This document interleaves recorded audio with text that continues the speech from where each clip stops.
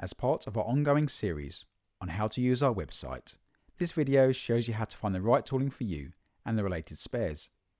There are two ways you can find the product or products you require. Firstly, you can browse by clicking on the relevant category tab at the top of the page. In this example, we will go to cutter heads. Once you've selected your category, you will have the option to select the subcategory, even from the list on the left or by clicking on the tooling category image. Depending on the subcategory, you may now have quite a large list of products. You can further narrow down your options by using the filters on the left of the page. The filters you have available will depend on the products displayed. As at cutter heads, I have the option of selecting the bore size. This should match what is compatible with the machine you intend to use it on. If I select 30mm bore, you will see that the number of products available has reduced significantly, although still quite a large list. So I'll also choose the diameter for my groover as well. We now have a more manageable list, which can be refined even further if I choose the tooling height.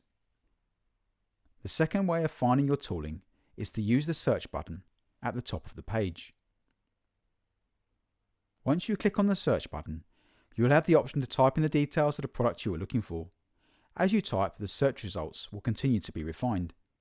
To see all the results, click the magnifying glass icon, or click See All Results. As you will see, there is now an even larger amount of products to choose from, so again we can use the filters to refine the results. Now we have found the relevant product, you also have the option to see the available spares for that product by clicking on the Spares tab below the product. We're regularly updating the product information on the website, so if you cannot see the product or spares you're looking for, please get in touch. To be notified as soon as we upload new product videos and how-to guides, please ensure you subscribe to our YouTube channel using the subscribe button below.